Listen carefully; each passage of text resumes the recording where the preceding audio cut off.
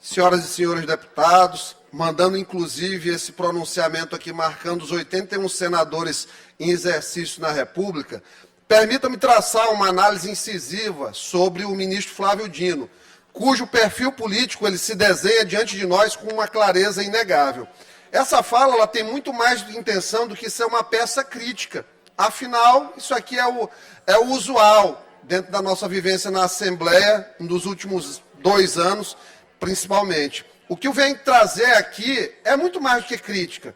Eu venho fazer um alerta tempestivo, um alerta final, antes da sabatina e da votação, que até acho que pode conduzir a Corte Suprema da Nação Brasileira, um dos cidadãos mais perigosos que a política já apresentou para a sociedade.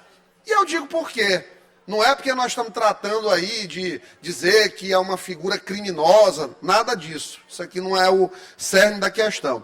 Dino é um político combativo, do tipo que revela uma expressão até muito destemida dos posicionamentos dele. E tem a habilidade de um estrategista dentro do tabuleiro político, é inegável. Caso contrário, não teria se posicionado. Mas, quando perde as batalhas, geralmente é para o ego, para a egolatria, porque ele tem a imagem dele, a visão dele acima de todas as coisas, inclusive. Então, nós não poderíamos falar de uma indicação de STF sem desnudar a questão do desrespeito à Constituição por parte do próprio STF. Quem é que não se recorda de um dos marcos mais emblemáticos da virada de chave que o STF teve contra a interpretação literal da Constituição? Quando começou a virar essa terra de ninguém? Foi bem lá, quando Lewandowski, em 2016, manteve os direitos políticos da presidente Dilma durante um julgamento de impeachment. Foi uma inovação que até hoje não se conseguiu justificar, a não ser pela camaradagem de Lewandowski com o PT. Ora, se o Lewandowski era camarada, imagina um camarada que foi nascido no PT, gestado no PCdoB e agora aflorado no PSB, sempre do lado vermelho das forças.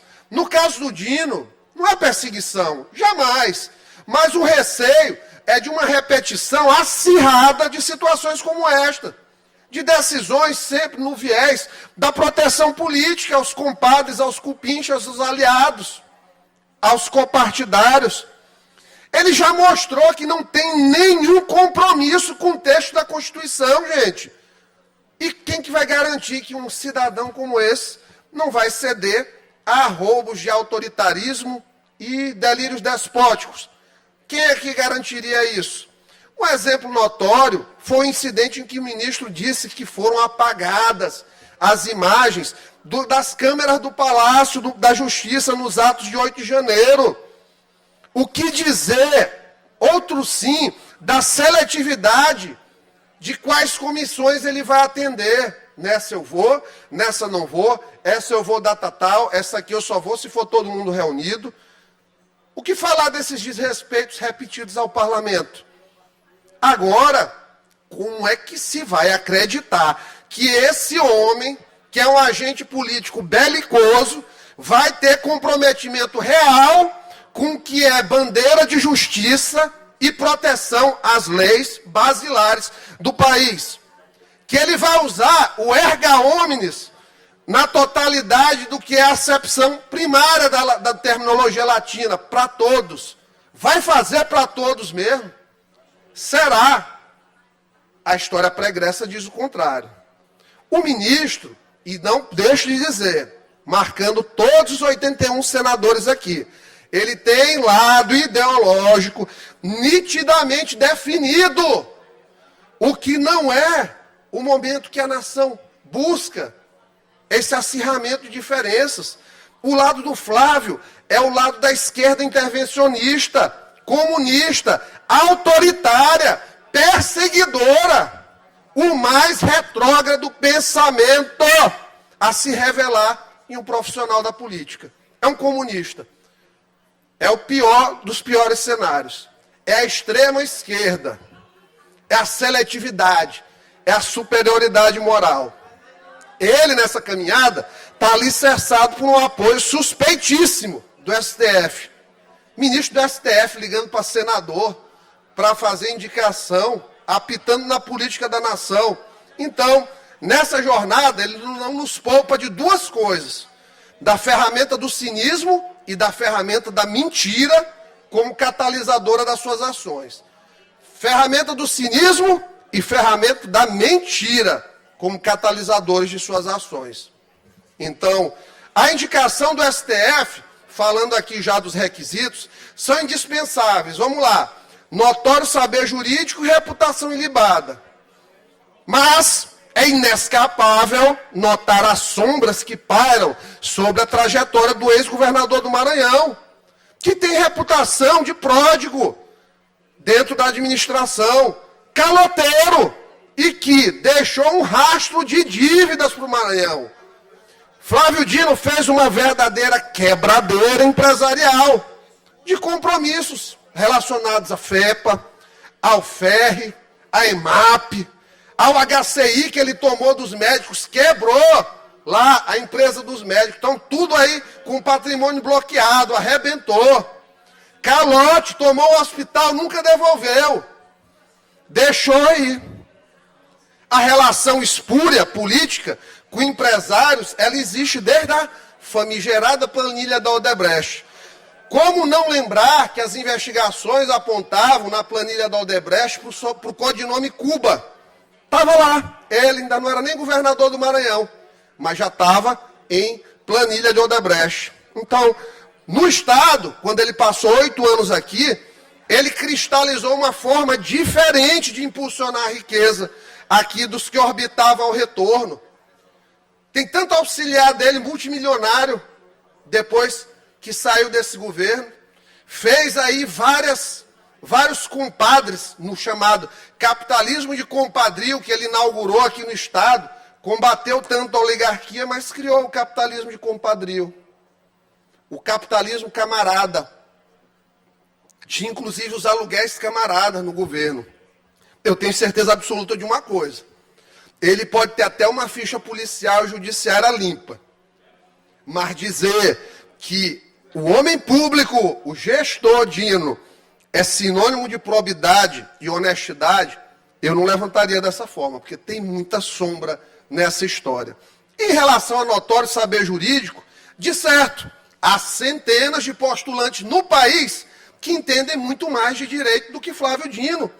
Ele tem o que? O mestrado da Universidade Federal de Pernambuco, um livro em coautoria em direito ambiental e nada mais em relação à produção científica. Então, não se confunda. Astúcia, ele tem.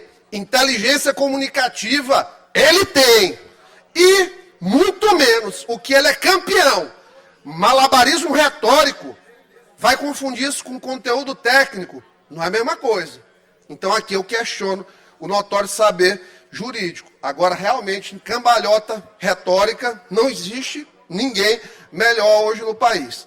Além disso, essas situações de coragem e moralidade que eles alegam, na verdade, eles mascaram a disposição que ele tem para se aliar com figuras que antes ele abominava.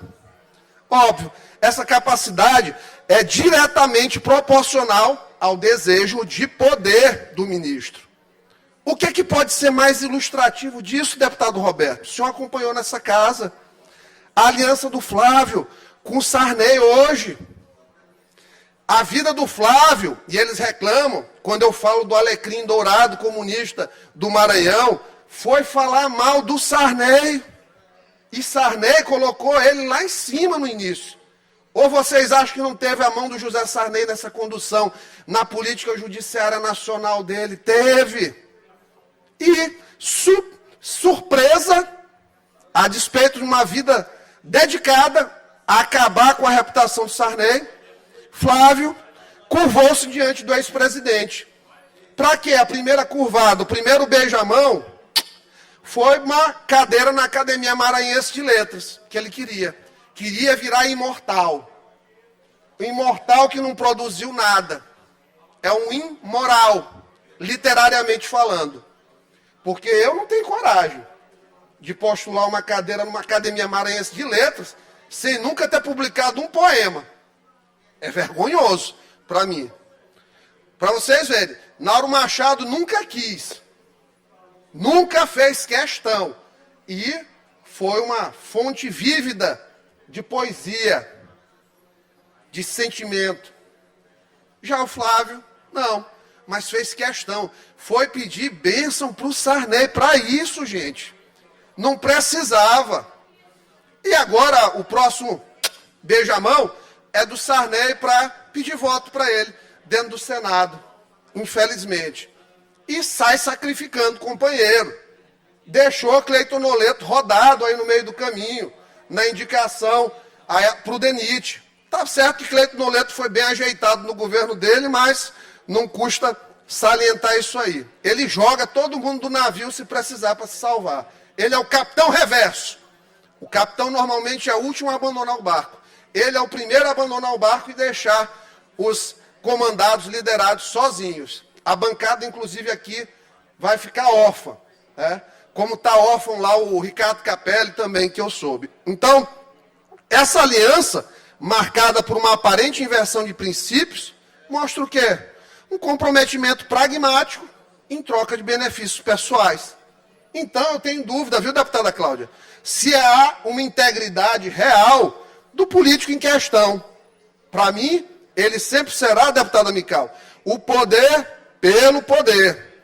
Aí vamos adentrar aqui no território da fé. Na minha opinião, muitas vezes há uma falsa expressão de cristianismo por parte dele. Agora, inclusive, fez uma peregrinação à bancada evangélica, foi receber Bíblia do padre, está fazendo toda uma encenação pré-campanha para o STF, mas que, na verdade, não orienta as ações dele. Porque a primeira coisa que o homem tem que ter é o senso de justiça. Eu subi aqui ainda agora e falei, ele fez 80% do Hospital da Criança. Dá-se a César o que é de César. Isso se chama integridade. Ele não. Sua perseguição a Bolsonaro, passado político dele, conivente com um monte de práticas altamente ilegais dentro do Estado. Uma série de cambalhotas legislativas enviadas para essa casa aqui dentro. E hoje alguns se queixam de coisas quando o governo manda. Porque nós estamos sendo atropelados. Éramos muito mais. Para o inferno que se viveu aqui, patrocinado também por eles. Hoje se tem muito mais liberdade.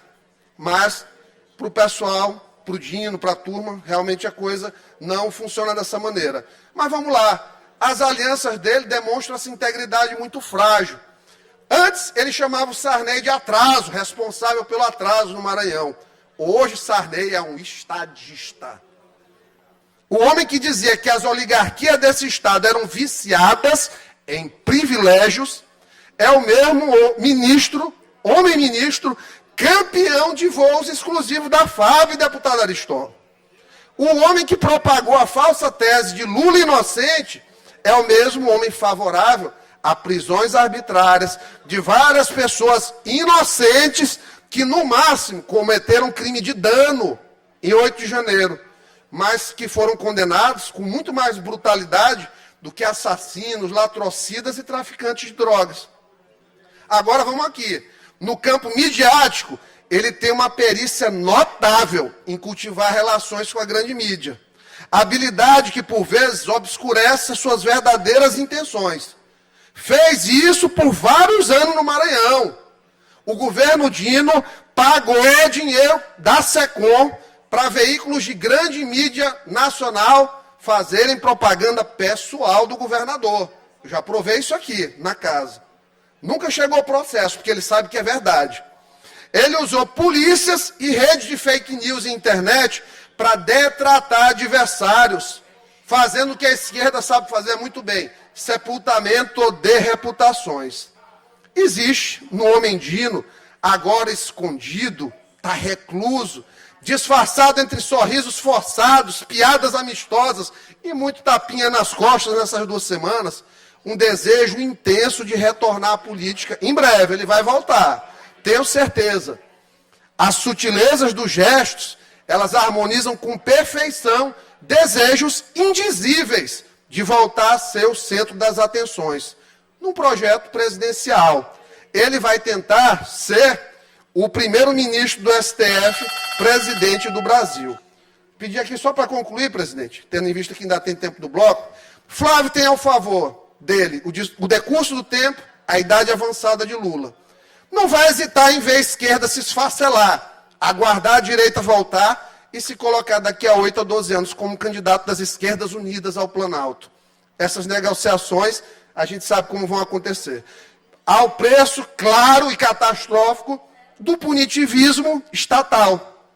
Então, é imperativo considerar, com olhos críticos, a proposta de votar em Flávio Dino, porque as promessas dele podem se revelar muito mais perigosas do que realmente são. Escutem a voz do povo, senadores. Apenas 1 a cada 4 brasileiros apoia a ida de Flávio para o Ministério, para o Supremo Tribunal Federal. Apenas 1 em cada 4 brasileiros apoia a ida dele para o Supremo. Saiu ontem. Então, eu vou ser claro, essa versão de ninho da lei, da Constituição e do amor não vai colar com a população.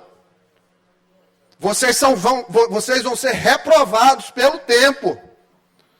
Mas, se os senadores, obviamente, na votação que se avizinha, vão ceder ao inidôneo pragmatismo da cooptação por emendas e benesses estatais, eu sinto em mim, desde já, uma certa dor que vai vir da antidemocracia, que vai sangrar a nossa pátria amanhã. Vai sangrar.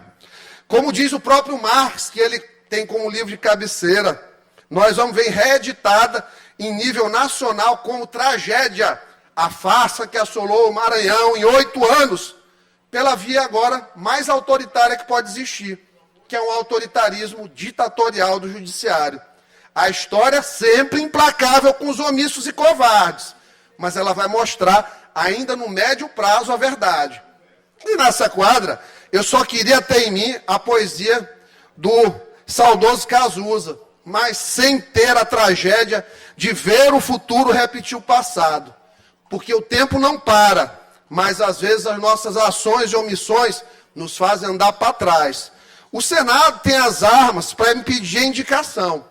E os senadores precisam ter cuidado com os ricochetes das próprias balas, em si mesmos. Eu direi apenas aqui, ó, eu avisei. Vou marcar os 81. Não a Flávio Dino no STF, não a qualquer ditadura que possa vir a existir do judiciário. Eu digo sim à liberdade e ao pensamento livre. E digo mais, viva a liberdade, viva o Maranhão e viva o Brasil. Muito obrigado a todos.